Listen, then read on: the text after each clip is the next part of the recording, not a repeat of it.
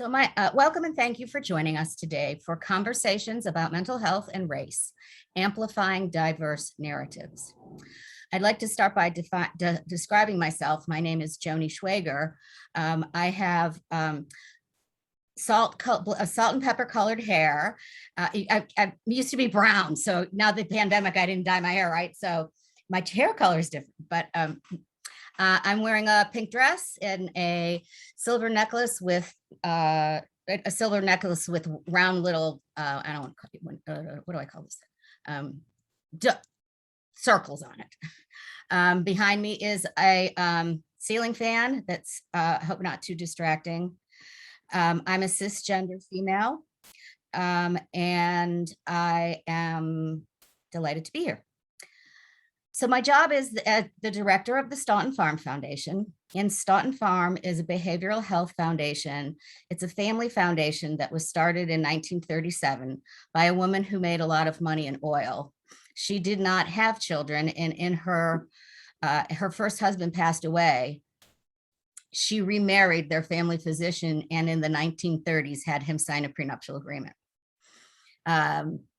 He lost.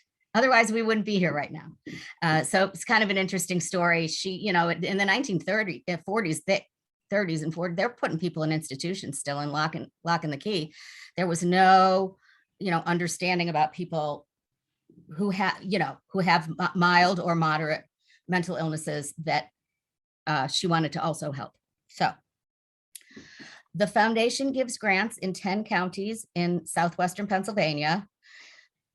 And we give grants 2 or 3 times a year, all behavioral health and all within the region of southwestern Pennsylvania. The family that I work for, none of them live nowhere near, they don't even live in Pennsylvania.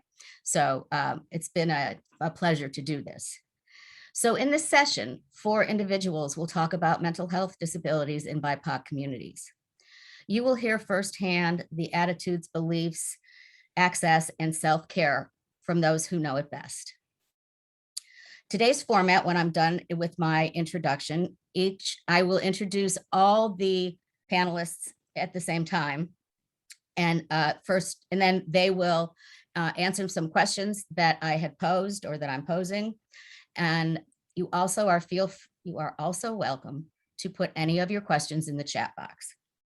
Once they're done doing their opening, doing their presentation, we will open up the room for questions. I'm happy to put them in the, take it from the chat box and ask the questions, but we'll see how people are feeling. So we have a great group of panelists, and I hope together we can move the needle to dismantle discrimination together.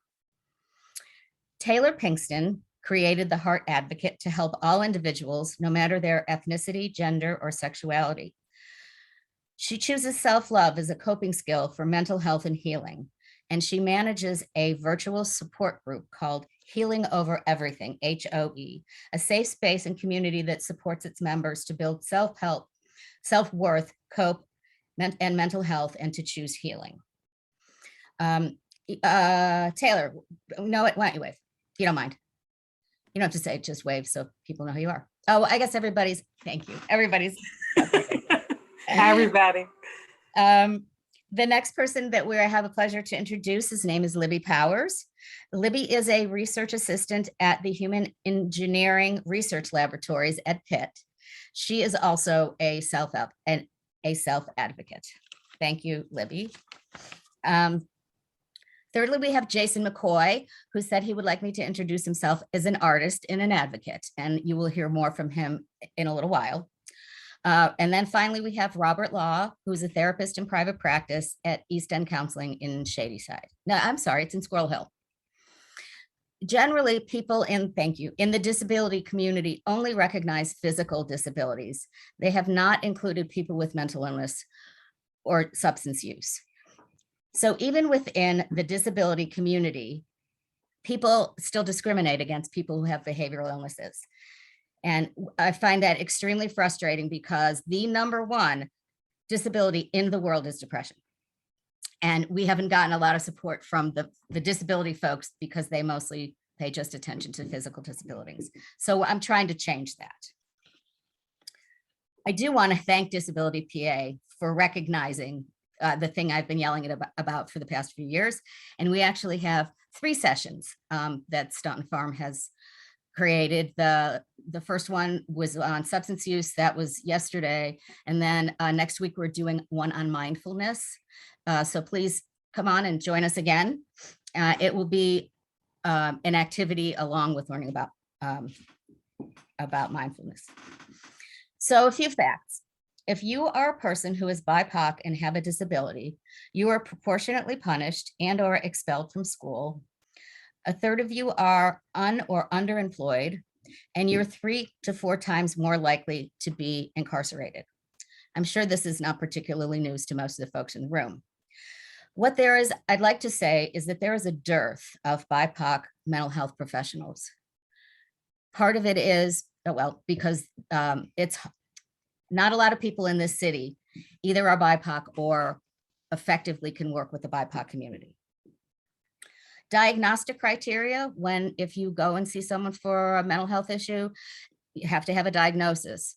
And the diagnosis for people, what am I trying to say? The criteria that we use to diagnose someone does not take into account race. So a lot of things, most of what happens, unless you're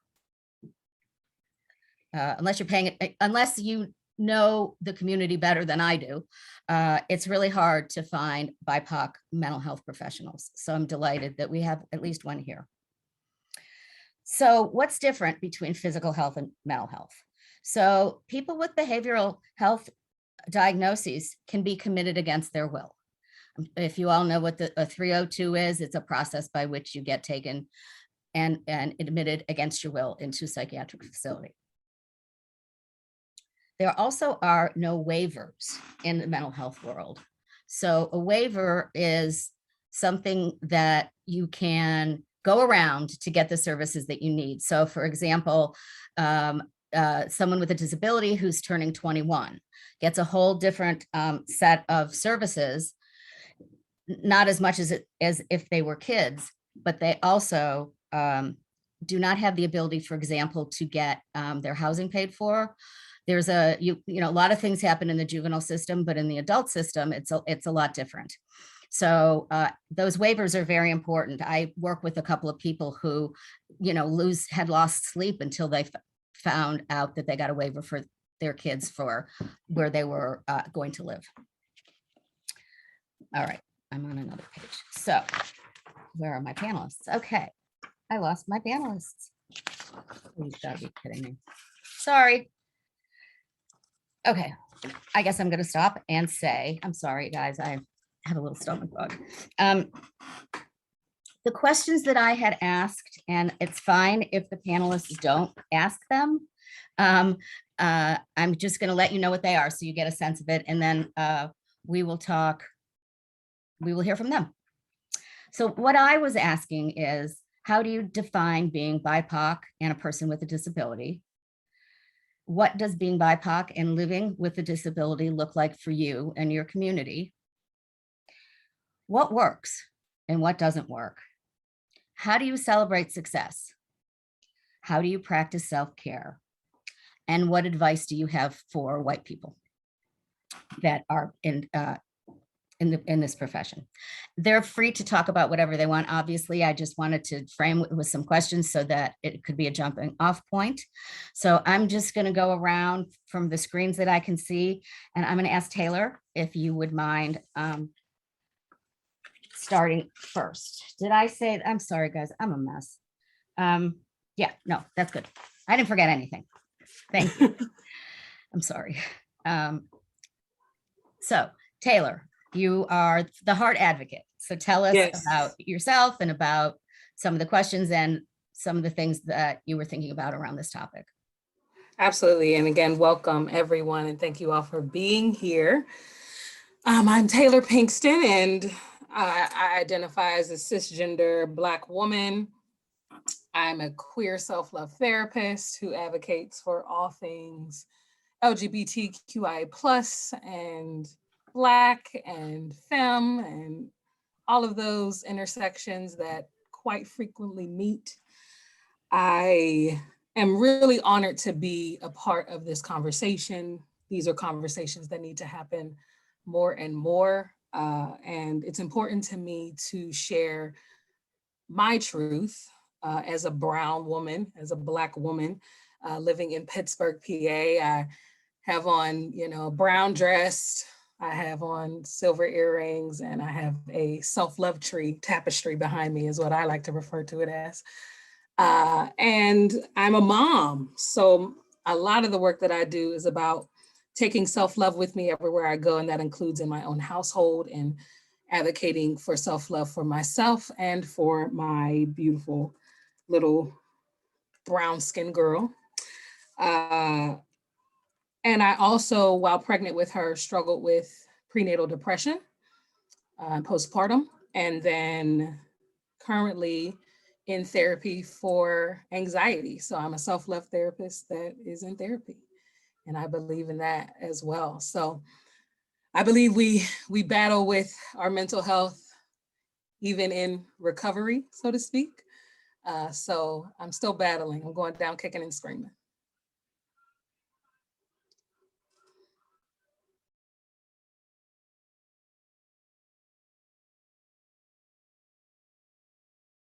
Sorry about that. Maybe I'll just go around and then I'll pose the questions later and you guys can answer it if that's okay. So the next person on my screen is Roger Rabbit. His name is Jason Mccoy. Hi, Jason. Greetings and salutations. I guess I'll go right into it. My name is Jason Mccoy. I am a Black man. I'm wearing a navy blue t-shirt that says, "I make the world a better place to live," a black hat with a 4 logo on it. My room is blue and I have a pink LED light, which gives it this nice purple hue all together to create a little smooth ambience. And my chair has rabbit ears on it, and it's a pink chair because I love the color pink. I think pink is just an amazing color. And it goes with most everything. So Okay. As far as like my experience with mental health, ever since I was a kid, if you could imagine yourself in a room filled with people and there's a glass jar around you and the lid is screwed on like extremely tight. So you're not technically alone. There are people around you, but you're isolated in the jar. And you have friends, family, etc. around you who are trying to unscrew the lid, but they just can't get it off. So your interactions are through this thin, thick glass veil, for lack of a better term. So that's what it was like for me growing up. I had friends, family, and everybody, it was a loving situation. I went through the, standard growing up things that people go through. But I always felt that like I was alone, even when I was surrounded by people, because something just felt off and I couldn't put it into words. It wasn't until I got to I was in university and I tried to take my own life, commit suicide, by overdosing on medication, that I realized, hey, something might be wrong with me. Because growing up, therapy was just not something that Black people did. That was reserved for white people with money and access. And I had none of those, and I wasn't white, so I didn't get therapy. And for the longest time, I didn't realize like what was happening to me was not normal, or I should say was not an acceptable norm. And so I just grew up with all this like depression, anxiety, and resentment until it reached a head and I tried to take my own life in university. Since then, or rather in university, after that suicide attempt, I decided to get help with the campus therapist, and they were all white. So here's me, Black kid from South Jamaica, Queens, New York, who grew up projects adjacent. And I'm talking to this white man who had no idea how to even greet me. Like he just looked, he's like, oh, hi. And I was just like, hi. So right off the bat, it was a bad experience. And I was just like, this is why Black people don't go to therapy. So I avoided therapy for like until 2007. So I went to therapy in 1998, I want to say. And I didn't go to therapy until 2007 when I almost drank myself to death because I couldn't deal with all these things that were going on in my head. And the only way that I could get through the day was by drinking. And I started to drink to excess, but for me, it was just like, we would go out and have fun and go to bars, whatever. But like, I was really crying inside and technically dying inside because the only way I could feel better, in quotes, is to self-medicate. So I began drinking heavily, and a friend said, hey, Jason, I think you have a problem. You should see somebody. I was just like, you know what? You might be right, because I need to drink beer for breakfast in order to get through the day. So I might have a problem. And so with her help, she walked with me to therapy and everything like that. I met like a social worker, and it was the first time I experienced a Black person in that role, in that position. I didn't even know Black people existed in the psychiatry and psychology field. So that was like the first time I met a therapist in the form of a Black woman social worker. And all the walls start to come down. And it was just like, okay, I've identified that I have an issue. And now I'm talking with a professional to seek help about my issues. And that's where my recovery and rehabilitation and healing journey like truly started. Excuse me, because it was a spiral, a downward spiral.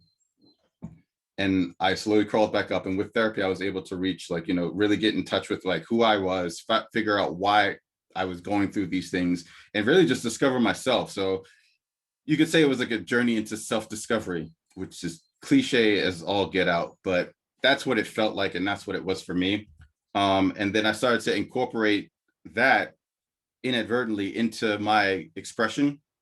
So as a graphic artist, I just started to I grew up reading comic books, and I just drew, and then I created graphics, and it kind of just started once I started discovering all these things that were going on in my head, and I could give a name to them, and I could process all these emotions and feelings. Like I was depressed, diagnosed major depressive disorder, and have anxiety. I was able to channel all that into my art and my expression, and all that helps me navigate the way through life now. It's just like I look through everything through a specific lens, and that lens is specific towards me, and I feel like I'm a better person. I've come out the other side of it, and every day that I wake up and I'm able to brush my teeth and wash my face and sit at my desk and do work, or go outside in the park, or jump rope, or chill with my wife, or watch Netflix, I feel like that's a victory. So I take all victories, large and small, as meaning like I am doing the thing. I am successful. That's all.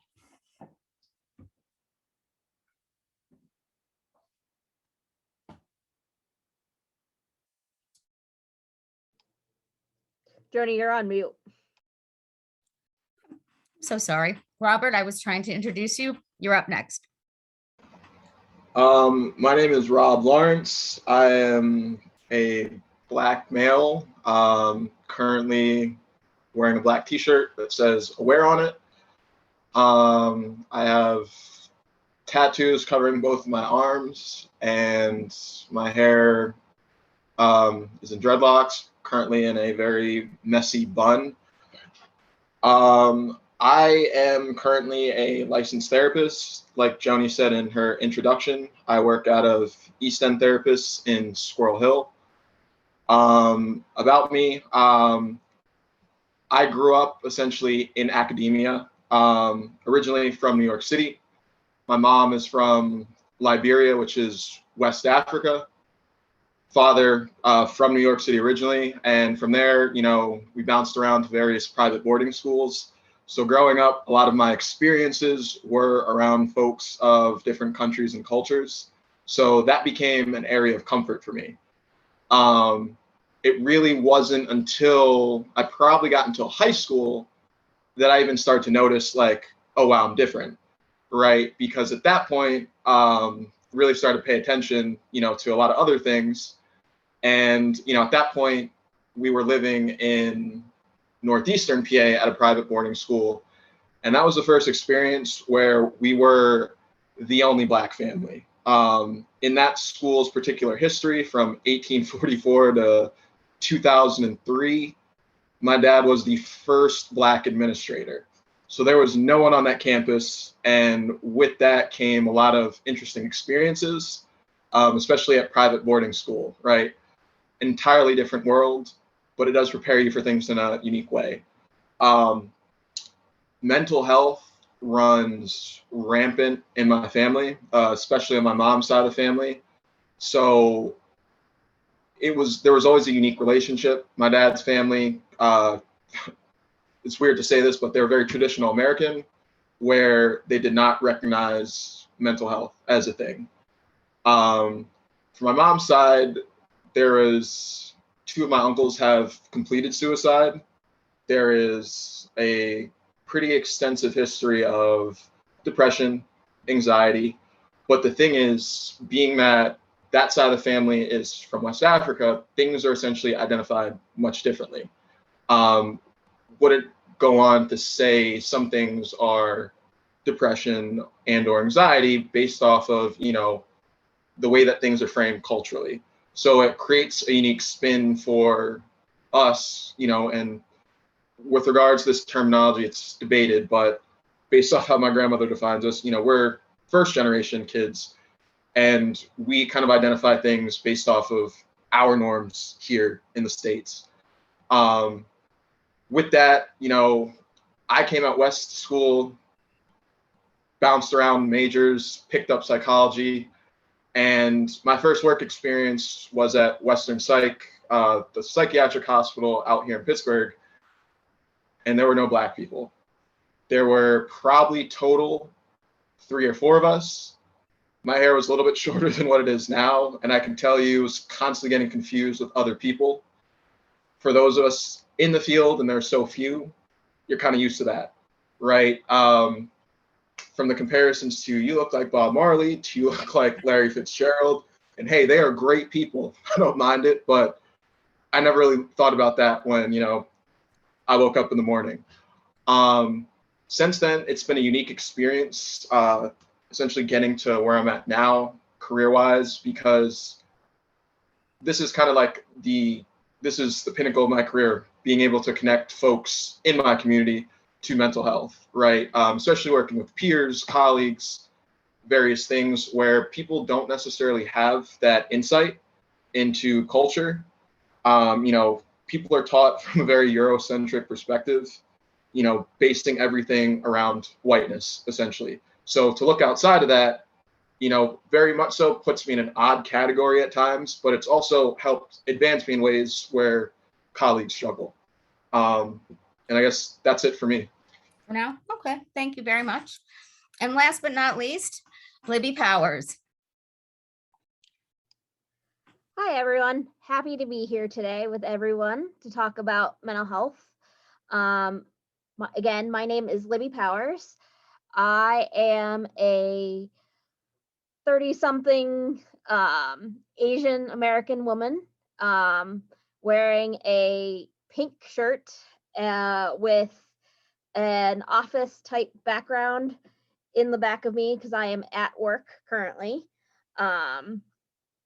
And I'm here to talk about the importance and discussion around mental health and bring the voice as an individual with a disability and lived experience with mental health, and also to discuss the importance of mental health as far as the Asian American population goes, especially in these challenging times that we've been experiencing with the COVID pandemic and the intensified racism against the Asian American population here in the United States because of the COVID pandemic. So that's me in a nutshell. Thank you all. So I'm just gonna ask a question. You can go around the room, answer, or say you want to pass, or talk about something else. So how do you define, for those of you who are, well, BIPOC and a person with a disability, what does that mean to you, if anything? When we were on our planning call, we were talking about, what does it mean? How do I know how am I defining myself this way, and what does that mean? Go ahead. Sorry. I think first for me, and this is Taylor, it was being honest. And it's hard to be open and honest when you don't even know what's actually happening to you. And that resonated me so much, Jason, you sharing your truth, because as a person of color, I really don't think you can get around depression and anxiety. I'm from America, so that's all I know. And I don't really know BIPOC Americans that don't struggle with depression and anxiety in some way, shape, or form. I mean, 1 out of 4 women experiences some form of depression in her lifetime, and that rate goes up for women of color. So I know that I was born anxious. My mom was anxious when I was in her belly. I'm sure she worried about what my life would be like and how I would navigate racism and white supremacy as she had to and as my grandmother had to. So that experience for me, being able to be honest with myself and say, you went through 3 years of a master's in social work, and here you are needing a social worker. And just being honest about that was so hard for me. I wanted to have the answers and know what to do, but I had to lean on other Black and brown social workers and therapists. I had to reach out to the Healthy Starts. I had to reach out to those organizations that would provide me with support and share my truth and talk about my symptoms and talk about what I was experiencing and accept depression and anxiety and begin to navigate and work on it. So what it means is being honest about it. It means educating myself on it even to this day. I don't believe in experts. And I'm learning more about myself every day. This pandemic has taught me even more about myself. And I think a lot of you would feel the same way. So it means raising my voice. It means being the social worker that I am and advocating for myself and others. It means going to therapy as a therapist. Thank you. Anyone else want to weigh in? Yeah, this is Jason Mccoy speaking. So for me, it's about being seen and then being seen again. Because first, it's just like I have to see myself and I have to have others see me. But then I have to be seen again as like the whole individual. So beyond me just being Jason, the guy who does art, et cetera, et cetera, et cetera. It's just like, I'm Jason, the guy who does art, and I have a full lifetime, 40 something years of lived experiences that I also bring with me. So that's all my baggage and like everything, like I just carry it around with me. And my choice is to have that be seen and have that be displayed. Like I don't hide that from anybody. If anybody wants to ask me, I'm just sharing it, because for too long, at least in my experience, it was something that was never discussed out in the open, taboo, or behind closed doors, kind of a what would the Joneses think, what would the neighbors think type situation. So it's just like I had to unbrainwash myself and kind of decolonize my mind.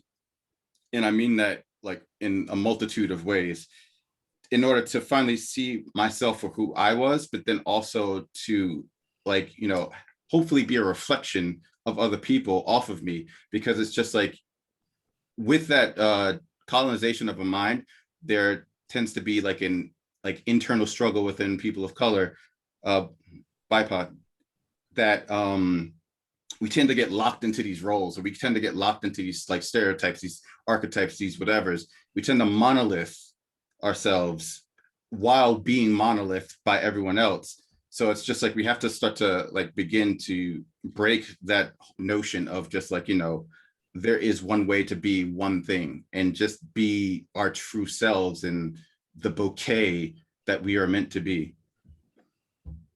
Thank you.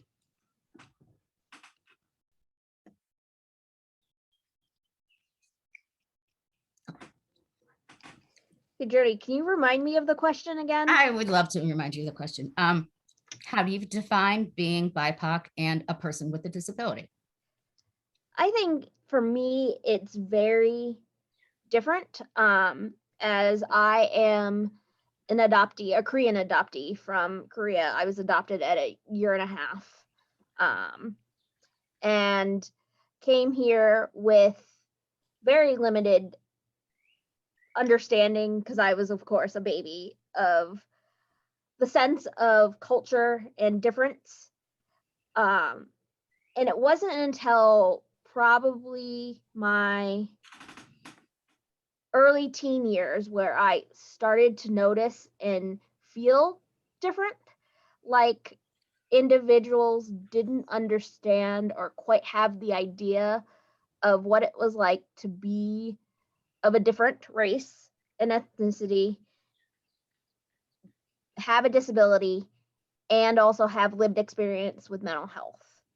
And I feel like that is a voice that is often not heard because of other things overshadowing those voices and those narratives. And so I, as a young adult now, have really made an effort to vocalize and be active in the mental health community, because I understand what stigma and what injustices there are in this world, not just for BIPOC individuals, but for individuals of different races who aren't white, who aren't the cisgendered individuals that America defines itself on. And I feel like in the history and in the evolution of mental health, more voices need to be heard and more stories need to be heard, because without that, what do we learn? We still stay the same, and we still stay in the same place as we were 20, 30 years ago. And while we talk about so much about this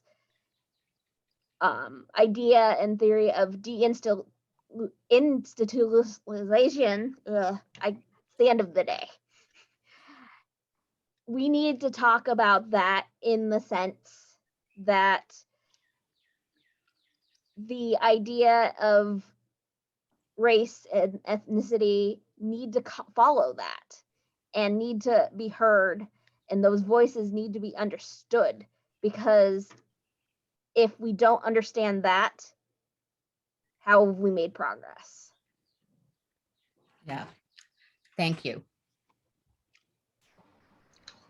Kind of like take a little bit from everyone, but I mean, it's one thing to, you know, sort of copying off Jason a little bit, but for me, it's being seen 3 times.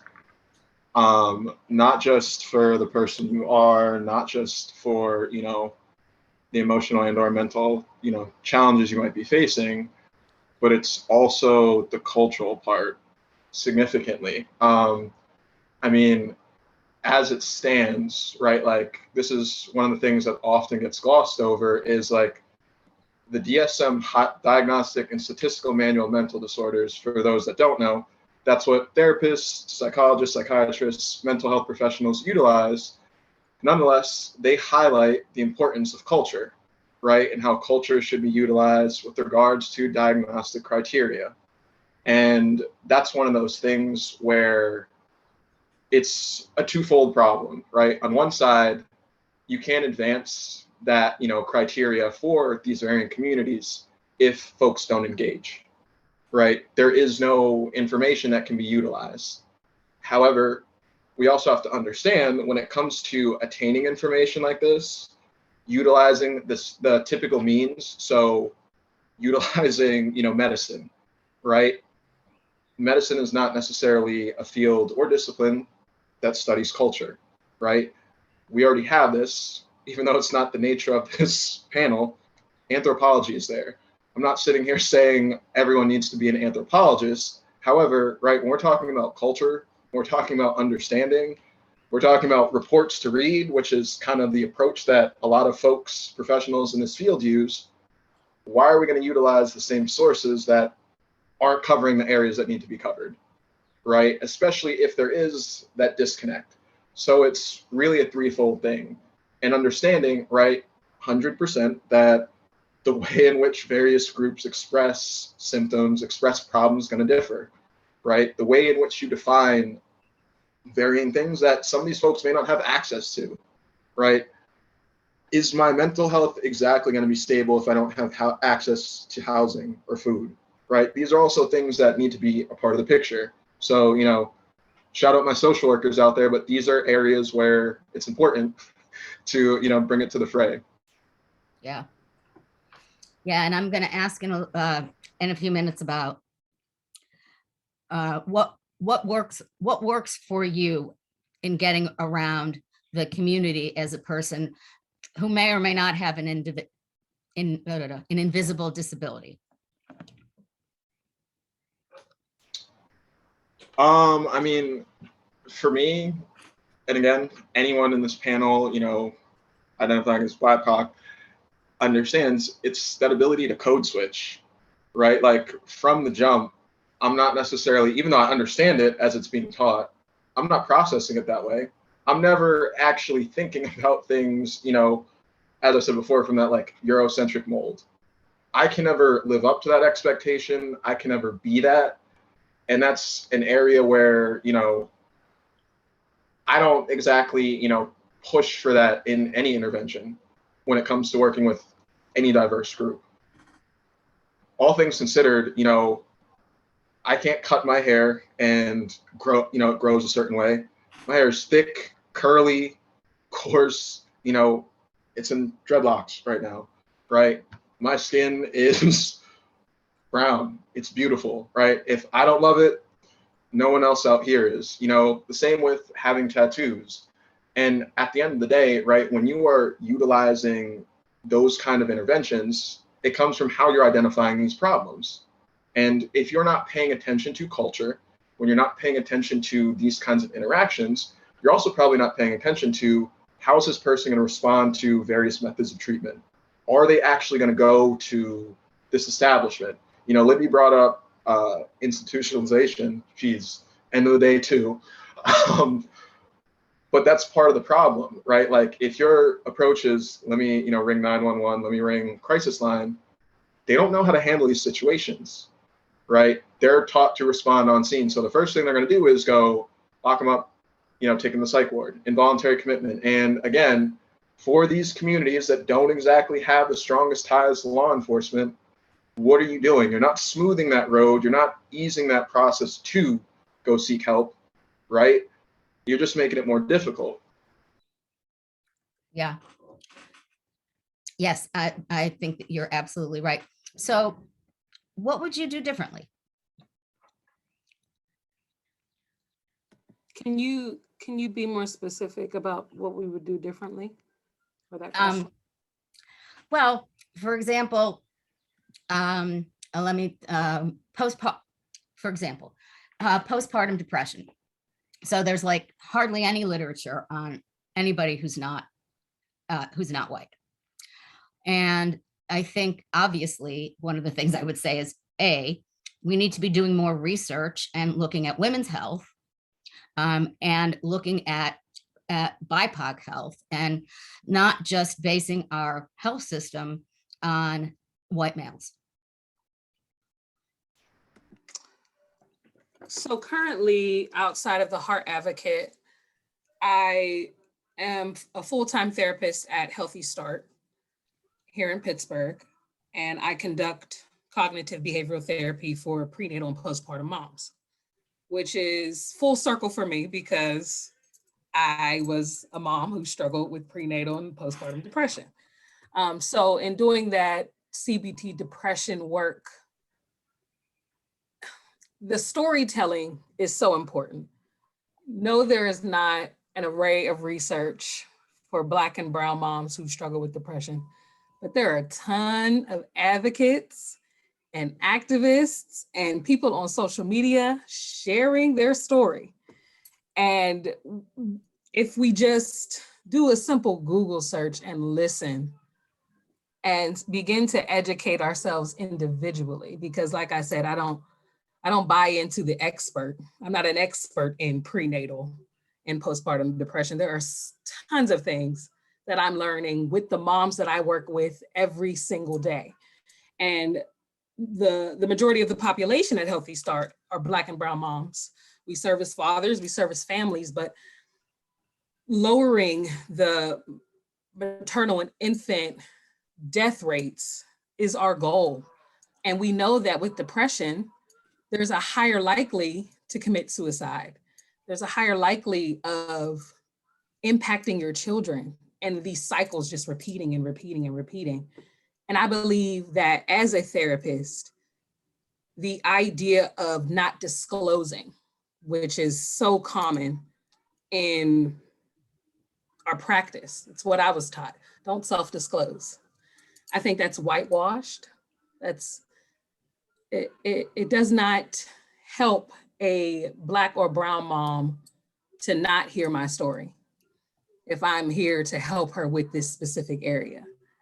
And I find that the more I disclose and the more I share that I am a human being, the more open that mom is, the more she shares, the more our rapport builds, the more we connect. And isn't that what therapy is rooted in? Like being able to have that connection. You know, Jason's talking about going to college and going into that therapist's office and just automatically from the hello, feeling like, yep, the disconnect is not here. And, you know, I'm calling at the intake, like I'm a mom who has struggled with prenatal depression. So she knows that, okay, at least this person knows what I've been through. Oh, and she looks like me once we get on camera. All of these things are so important. I just believe in that storytelling.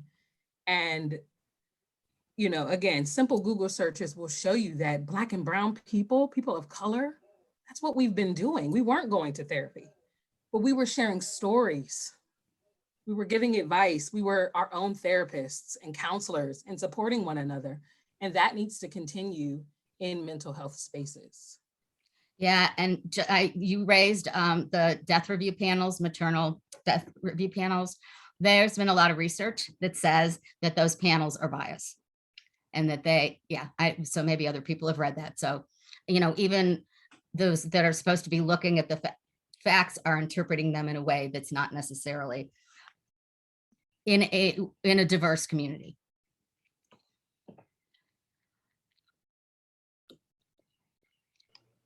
I think to dovetail off of what Rob said, I think it's important to, in the what we can do differently and what we can do to change, is we can be more proactive in bringing in social workers, bringing in therapists, bringing in people who can deal with the crisis at hand and not make it a bigger crisis and escalate the situation. I think it's important to realize that while law enforcement and people have, that's their job, but they're not necessarily there to be people. They're there to de-escalate a situation. And if they're not trained to do so, real harm, as we can see, is caused.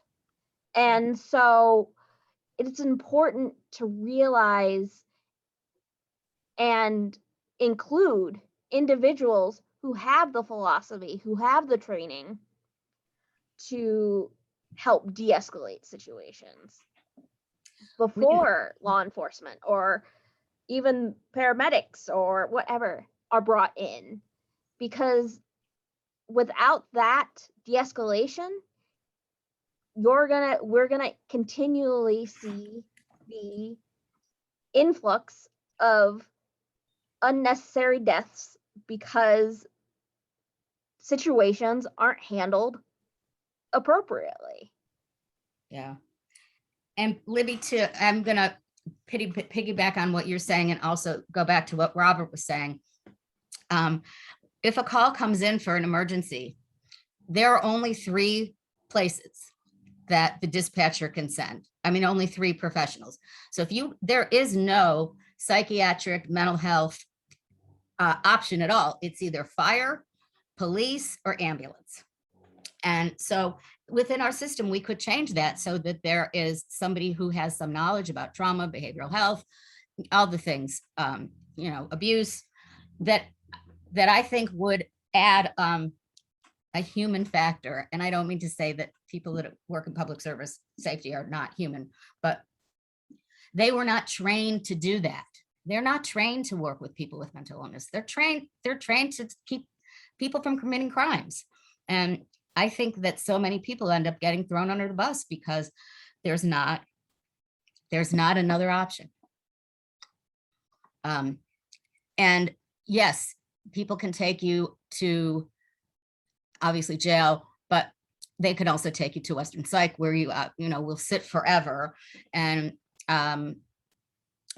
they may just they have the power to keep you there even if you don't want it. And I think that some of those things could change. Well, and I think too, on top of that, it's important to realize that the mental health community, we don't have enough of you.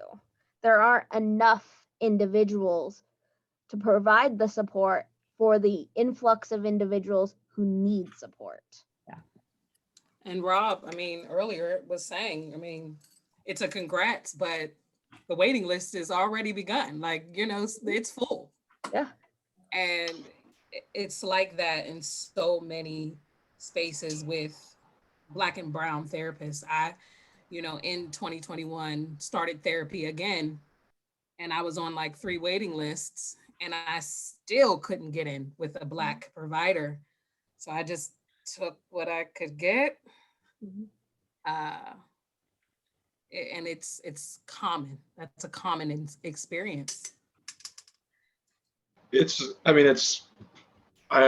can speak my experience. I probably had my therapist, she's going, I'll be going through a transition myself, but I've had the same therapist for 8 years. And 8 years ago here in Pittsburgh, you best believe I wasn't finding a Black therapist. I can speak to, it was the poster she had in her office. It was a Prince poster. That was it.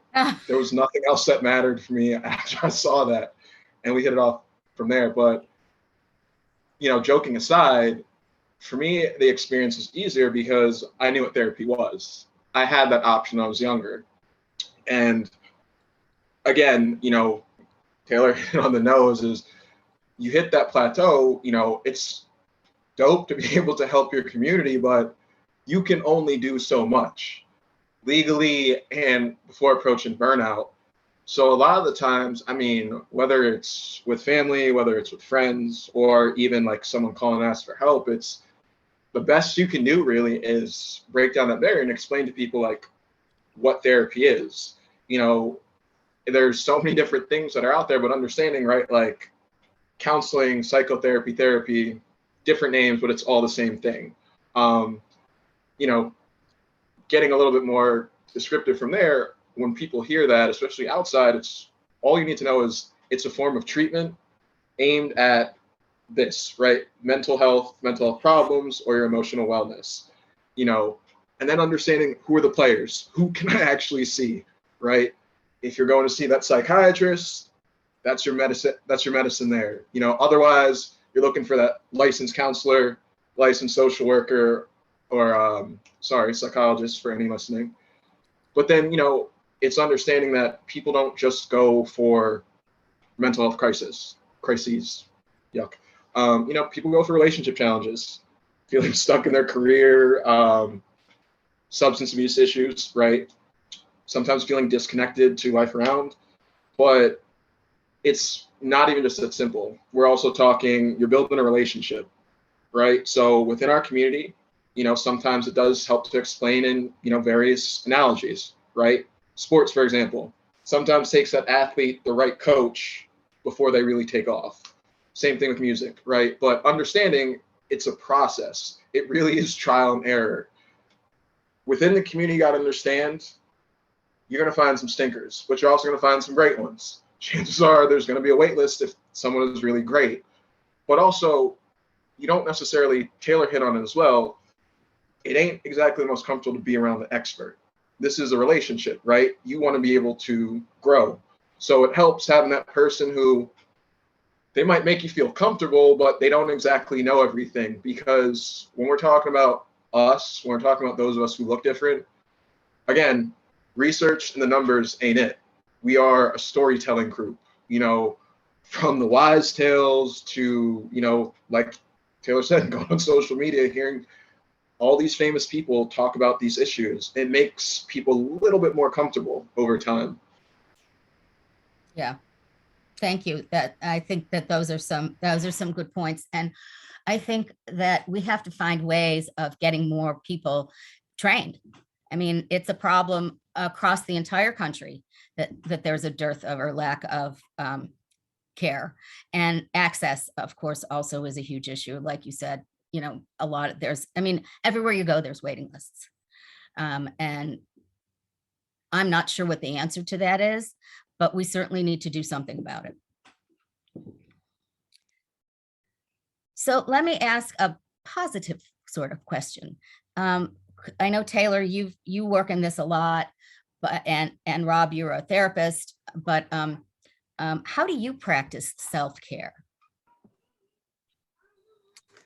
I guess I'll start. Well, my goal is to embed self-love and self-worth practice in mental health. Mental health talks a lot about self-esteem, which is a part of self-love, but there's other parts. Self-care is one of those parts. And just like I was sharing earlier, being honest about my own mental health, that is a part of it. Honesty and awareness of what's going on inside of you is how you can begin to express and tell family and tell friends, and maybe call a therapist if that's something you're considering.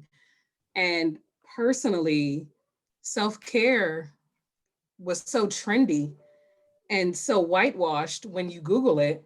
I mean, you're seeing face masks and cucumbers and spas and manicures, and all of those things are great, but that's a very surface self-care. It's a surface pleasure that is easy to engage in. And I do full presentations on breaking down what self-care actually means, but it's so much deeper than that. It's the care of the mind, the body, the soul, what it needs to be nourished and fed every single day. And through the path of self-love, that's how we practice, that's how we teach what self-love looks like and what self-care looks like. And, you know, I'm not against a routine or a ritual, but for someone like me, I have to meet myself where I am. And that ritual could change every single day. So I don't, you know, write down a set of things that I'm gonna do every morning and evening. And I don't do that. What I do is I ask myself what I need today. What do I need to be nourished? What do I need to feel fed? What do I need to feel whole? Is it going outside and walking? Is it meditation? Is it just laying here and watching some Netflix? Is it like, you know, what do I need? I need to call somebody. Do I need to book another session with my therapist? And really just continuing to check in and being aware with myself, because I'm changing all the time.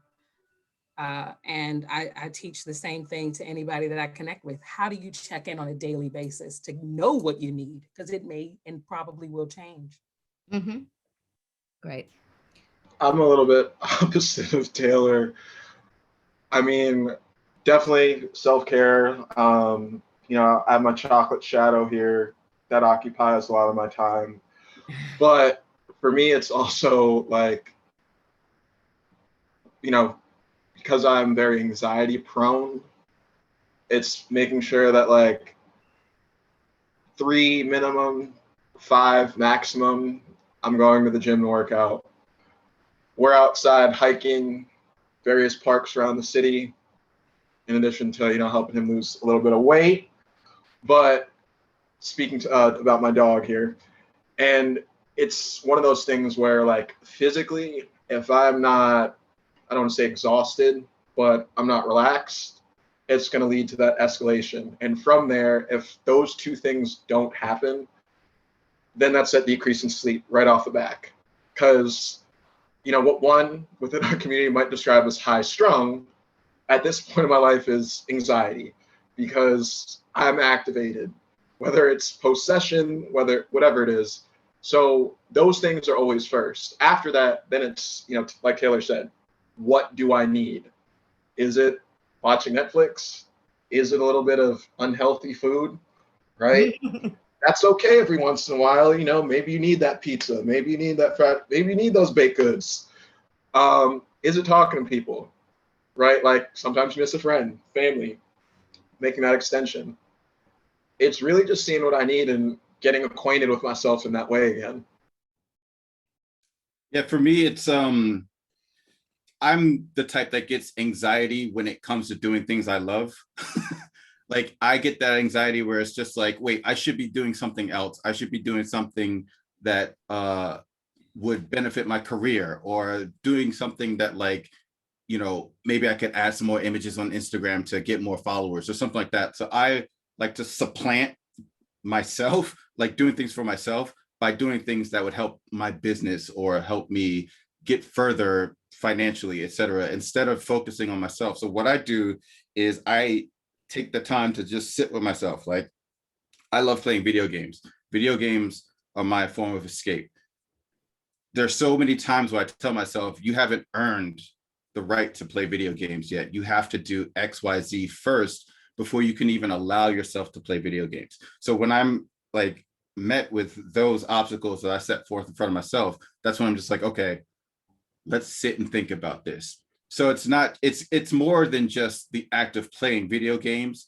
That moment is when this is what I take to tune in to myself and say, like, okay, why don't you want to play video games? Are you being ridiculous right now? Like, do you have to earn the right to play video games? Really, Jason? Really? And it's just like, when things start to make sense, or when I make sense of the nonsense, I like to say, then I'm just like, you know what? I can just play video games and chill. And so it's like a positive self-talk myself, and just be like, Jason, it's cool if you play video games now. You've got plenty of days and hours later on to do whatever else you need to do. Right now, you need to do this for self, like do this for yourself right now. And once I adopted that, it's just like, okay, I get less anxiety when it comes to doing things that I love. And I found that I actually really, really enjoy doing these things, and it makes it that much more fruitful and that much more enjoyable. That's great. So it's more, those are some of the other things that you do. And I think playing video games is certainly something that we do to relieve stress. Some people. Anybody else want to talk about what they do? So I usually, when this is actually, I've evolved and changed over time and over space. about what I do for self-care and self-love is that I used to pour myself into others and doing different things because that would make me happy and that would make me feel content. But then I came to the realization through a lot of talk therapy with my therapist and things that I have to also focus on myself. Find something that is rejuvenating and just for me and not for anybody else. So this often looks like it can change from day to day or whatever I need at that moment or that time. But a lot of the time it's listening to music and just drowning out the noise of the world and focusing on the rhythm or the words and just losing myself in that and forgetting about what's going on, forgetting about what I have to do tomorrow, forgetting about what I have to do afterwards, but focusing on being present and being mindful of the fact that it's okay to take care of me. It's like the airplane, right? Put your seatbelt or take your mask first before you can help someone else. It's really important that we, especially during this time with the pandemic, has put so much more strain on people's mental health and any disability. I think that we're going to see a lot more as people start going back to work, a lot more anxiety and depression and other things that can be caused by being inside for a year and a half. You know, I think people are going to understand a little bit more about what it's like to be claustrophobic. I mean, I'm sorry, agoraphobic. You're in the house like all the time. It's hard sometimes to get yourself out there. It's like, it'll be just so much easier to stay here. And I think that we're going to see, I think things are going to change a lot, and there's going to be an even more demand on the behavioral health system because for all the reasons that you said. And we really need more resources, and we really need more, as we said, more professionals. And I'm hoping that the one silver lining, if I can come up with one through this pandemic, is that people now believe that mental health exists. You know, it was always, you know, what the myths are, you pull yourself up by your bootstraps, you know, you're stronger than that, and no, you're really not, and, you know, all the things that go along with that. And I think people now are realizing that, oh, you know, this really does exist. So I thank you for your ideas and your sharing. So I'm going to just change the subject for 1 minute because I want to open it up for some questions if there are some. But so what advice do you give your white colleagues and friends who have mental health disability? What advice do you give me for people who are, I'm sorry, BIPOC in trying to do the right thing? The first, No, Rob, the you first got thing it. I would say is being active, you know, not engaging in performative social justice, which is something that we see a lot of. So example being posting a square, donating, but not actually changing any of the behaviors, right?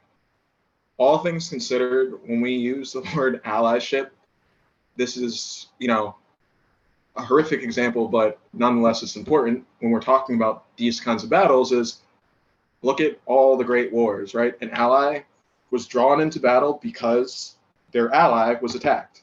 It's that simple. I don't want you to just do it because it looks good, right? Compassionate capitalism, woohoo. I want you to do it when I'm not there. So if someone is engaging in, you know, prejudicial behavior, I'm just going to leave it there. I want you to address it then and there. Don't wait until I'm there to say, oh, hey, look, Rob. Hey, look, Taylor. Hey, look, Jason. Hey, look, Libby. Look what I'm doing. Because all things considered, you might clean up the situation, but you're not necessarily getting like a stamp of approval, right? This isn't a thing where you get a merit badge, or for, you know, larger healthcare systems, you check a box and you know, you're good for this training, right? It means you're okay. If you do anything, it's going to fall through the cracks. You got a couple layers of defense. We're not with that. You know, it's not a thing where anyone's buying what you're trying to sell anymore. So be about it. You know, it's okay to be wrong. There's no way that you go about making changes unless you, in fact, make a decision, right?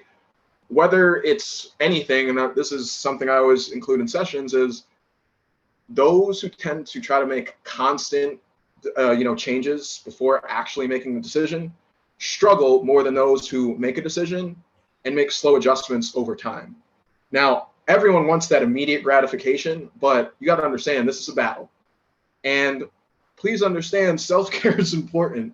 This is exhausting. If you want to know what it's like, it's literally like walking in the snow. It does not ever get warm. It is always cold. Most of us here are inheritors of trauma that we did not want. But guess what? We get up every day, we address it, and we keep it moving. And we want you in those positions, if you have varying forms of privilege, not limited to being white, right? Use that platform, because it is a platform. You have people that listen to you and address some of these things. You'd be surprised who's actually listening when you call stuff out. Yeah. And that privilege is exactly what I was going to talk about, is using it. You know, I have privilege. I know about mental health. I know about self-love. You know, I'm a certain brown skin tone. There's things that I fit into that someone else wouldn't, even as a Black woman. White individuals have a privilege that is often ignored, neglected, pushed aside, and acted as if it doesn't exist.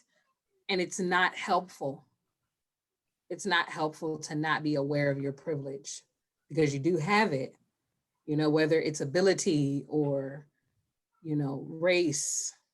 All of these things play a role, but you have to know where you stand, how you've been benefited, how have you benefited from your privilege, and also just listen, you know, hold space, follow people who don't look like you. Please follow people who don't look like you. Follow people who are completely different than you. Listen to them, hear their truth, their stories actively, you know, because again, none of us are experts. There's always something you don't know, and something that you can learn about someone else's culture, experiences, and truth. To add to all that, stop othering me, and stop. Wait. What does that mean? So it's the tendency of, so if I have a white friend or someone white, it's just like, oh, I'm so sad that happened to you. It's just like, oh, you know, and it's just like, or what's that? It's like that charity tourism thing where like white people go to different countries and they'll help the poor Black people in different countries and then come back and then just like spit in the face of like the Black person that works at Starbucks or something like that. It's just like, it's all like performative. So it's just like othering. It's just like, oh, look at those poor Black people over there. Oh, like that. So I don't want to be othered. Like, I am a human being, and if I'm your friend, I'm your friend. Don't just say like, don't reach out to me when something Black happens in the news. Like, reach out to me because you know who I am and I am your friend. I'm more than just, you know, Black Jason. I am Jason and I am Black. And you could respect both of those things and accept both of those things without putting me in the, oh, that's a Black thing. Like, I can't broach that. It's just like, and like Rob was saying, like, you're gonna make mistakes. So everyone makes mistakes. So just make this mistake, but be gracious enough to admit like that you have made a mistake and be corrected. I think that's like a huge problem, is a lot of our white counterparts and white people in general, or like non people of color, they don't like to be corrected when they're wrong. And so that's when they throw their hands up and give up. Or if somebody's not particularly nice to them, because they said something incorrect, or wants to corrects them when they say the pronouns wrong or something like that, then they're just like, oh, you see, I try and you're just so mean to me. It's just like, you're not really trying, bro. You're just being a performative jerk, really. It's not genuine. So those are like the things, as you can tell, I get very passionate about this particular topic, but like, those are the things I feel like if people can begin to look at themselves and just be graceful when they're wrong, and also not other the experience, just accept it as a separate, like a different experience, but it's not an othering, like don't other me or tokenize my experience. And don't reach out to me when something Black happens. Fair enough. Did you want to add anything, Libby? Advice that you can give? Well, I think that it's important to also realize that, again, just like Jason said, don't tokenize me. Don't label me and put me into this little box that you think I fit. That is not up to you to decide where and who I fit with. And that's, I think, a big problem we have, is we're always put in these little shoe boxes that we should all fit in, and one size should fit all. That's not true. And I think that the other big thing I want to talk about is the fact that it's important to understand that mental health, regardless of race, gender, what have you, it doesn't discriminate. It's not a one race, one ethnicity subject or circumstance in life. It can happen to anyone and everyone, whether they are vocal about it or not. And I think that what else is important is that you, when seeking mental health treatment with a therapist or social worker or what have you, it's important to realize that it's a journey. So you're going to have to learn and figure each other out, you and your therapist.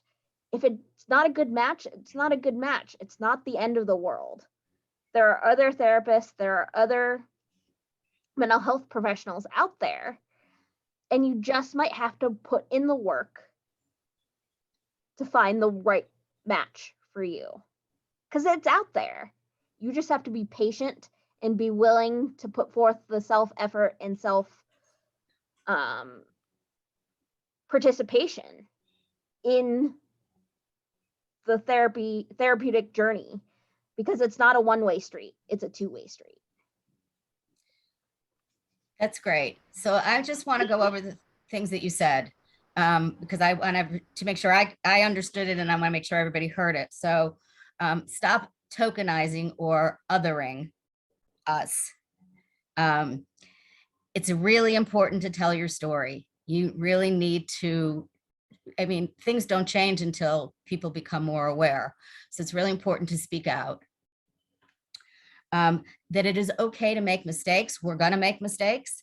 And don't use that as an excuse to stop trying or stop trying to do a better job, because this is a process. You don't just go, it's not something that happens overnight. And so it's something that I think is probably a lifelong learning road.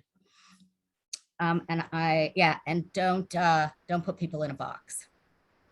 One thing to add too is,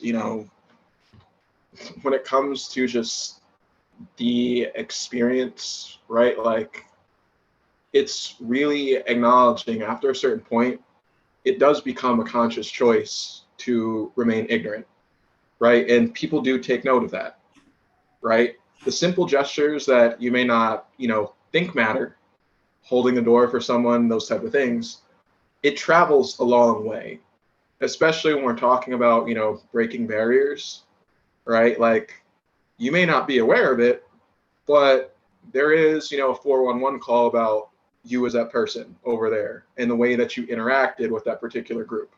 So, again, realize when you're going to these other communities, like, it's okay to be wrong, but you also have to expect a stranger coming into my comfort space.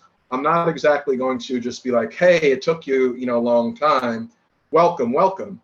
Understand, right? Like that too is a process. If you have no relationship with a particular community, showing up isn't going to mean like you're granted all the graces. So please understand like that too is a process. And, something Jason touched on earlier, we're not all monolithic, especially when we're talking about those of Asian descent and those of African descent. Continents, right? And within those continents are countries that, something I've been stressing all day, culturally are entirely different. And please understand, right, like when it comes to things of that nature, not strictly, American problems, discord between those of one nationality and another is not something where you can decide because of how we operate here, you can minimize it and go, yo, why don't you guys just get along? You need to also understand that's how colonization happened, right? Forcing people who lived within respects of one another in a tight space. And there's Libby's example of don't put me in a box. Please understand, and if this is how you have to approach it, very much so, humans are complex organisms. Every one of us down to, our makeup, right?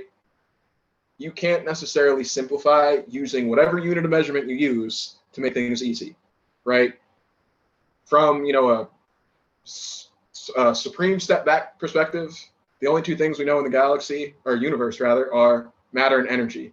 You're not going around when you see someone and going, matter, matter, oh, that's energy there, right? So let's make sure that we're willing to get down, get a little bit dirty when we're going through this process. And, upon doing that work, there is that full sense of achievement. You will feel more accomplished in doing it.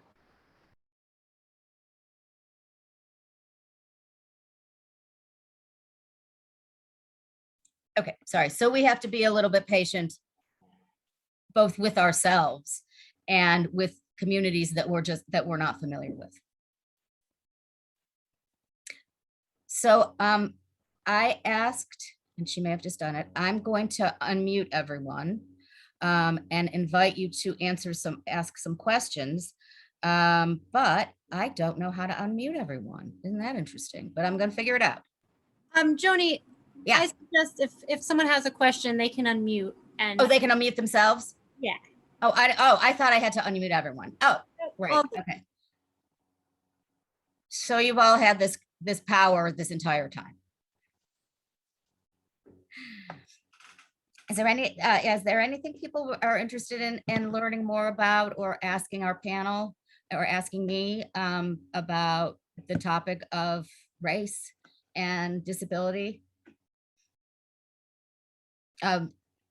Sudan has, Yes. did Good I morning. pronounce it properly?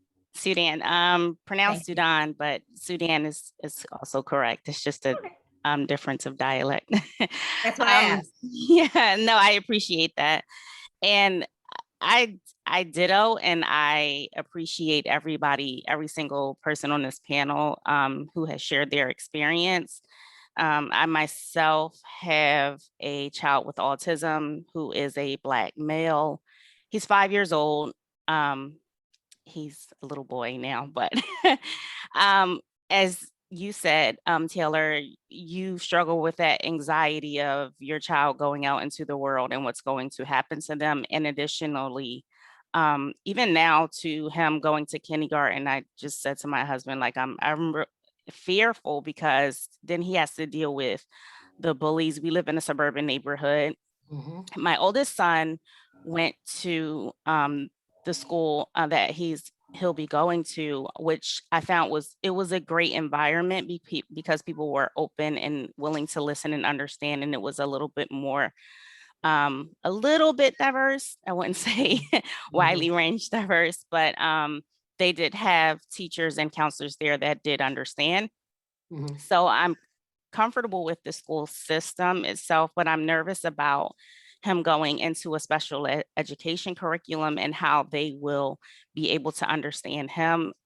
As many of you probably have gotten, like, I get the Black angry woman syndrome sometimes from people, or Black male syndrome, where even if I'm just trying to explain myself, you get why you being why you being so angry. And I'm not even angry. Like, I get excited when I talk. I get my voice gets louder. I'm actually, even when I'm happy, I'm really excited. So some people do not know how to understand that or take that, and they think that I'm just, oh, you're talking too loud. And so things like that, it gives me anxiety. And going back to where you were saying about the therapist, I've tried therapy off and on my whole life. I had a situation when I was younger where I had to go to therapy, which I found was helpful. So I'm an advocate for therapy. However, like as I gotten older, like you said, there's not enough BIPOC people in that situation to be able to provide those services for you. And if there are, I found that not everyone was helpful or I could relate to, or I was comfortable with. So that's my struggle, like knowing that's where I get anxiety with going back to therapy, is because I went to therapy with my husband, and our first therapy was great, but of course, some people will struggle with is the cost, because some insurances that do not cover it. So you have to pay out of pocket. We were fine with paying out of pocket until I lost my job, I left my job at one point, and then it was like, okay, we have to stop. But then things regressed. So then it's like, I want to go back to therapy. And then we found a therapist that was within the realms of insurance. But I wasn't comfortable. I kept going because people keep saying, oh, well, you're not the expert. That word, Taylor. You're not the expert. She's the expert. So you should just listen to her. So I kept going. We kept going. And then my husband became uncomfortable. So we got stuck in a place where it's like, well, we tried therapy. And that's where I think some people may pull back, because even if they've tried therapy, like Jason said, that one time he tried therapy, he was just not comfortable. And if it's not a great experience for you, and you don't have that determination to go back or to try to get some help for yourself, what do you do then? Yeah. I always say that I don't understand why people are opposed to counseling. Like, where else in your life can you spend 50 minutes talking to somebody just about you? And people really, I mean, it's obviously it's hard work, but I think that there is obviously the stigma around it, but I think that everybody should be in therapy at some point in their lives. The stigma and the trauma, and, understanding how Black and brown people were used as test subjects. There's so much history that would prevent someone of color going into a professional's office, even if they are a person of color.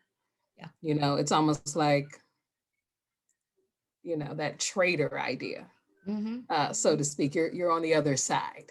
Yeah. And Sudan, we're in a similar experience. My baby's going to kindergarten. She's going to a private school. I'm nervous about bullying. I'm nervous about all of those things that she could potentially experience, and that those conversations that I'll have to have about race one day. I think about what it's going to sound like. I worry if it'll change her tone and her energy and her light and love of life. I think about it all the time. And, being in therapy for anxiety myself those are the conversations that I'm having with my therapist, and how to release control and let go, and face uncertainty and those things. And it's such an intentional advocacy that never ends. We're advocating for ourselves. We're advocating for our babies. It's just a constant learning, educating, and expressing self, and not holding back. I don't care if I'm labeled as I will be all of the angry Black woman for my baby. I have no problem accepting that label if that's given to me. But I'm certainly not going to be quiet. And I'm not just going to let things that I notice that are problematic, glide on by. So I encourage you to do the same. And I'm glad you said that. That's a place I'm getting to, because I've learned over the years I had to dull my light so to speak, Mhm, or mhm. dumb myself down, where you get the constant comments where I have a master's too. I have a master's in marketing. So I get that, oh my God, I Mm, didn't realize, or you're so mhm, smart. mhm, And am I not supposed to be? Or, and one thing I will say about, because I'm fortunate enough where I'm in a situation where my colleagues are very open to understanding and not being defensive. Mhm. So if you get that constructive criticism as a white woman or as a white male, not being defensive if I give you some constructive criticism, to say, because we're all taught a different way according to the norms of the society. But if it's outside of your norms of what you're taught by your parents, by the society, don't be so quick to reject it because it's outside of a norm. Um, And I think having an educational advocate, if you can find one that you feel comfortable with, is something that parents need, especially if they have a child with a disability. No I matter, what color, what school, mhm. you need to know, because you have rights, and you need to know what they are, whether it's just getting an IEP and going on from there. Yeah, I Now, appreciate that. He sure. does. And we're working. He's doing really well. And I do have like so many different services, but I still get I still get You're a anxious. mom. You're a mom. Thank So you. unfortunately, I just realized what time it was, and I'm sorry that we didn't get to any other questions.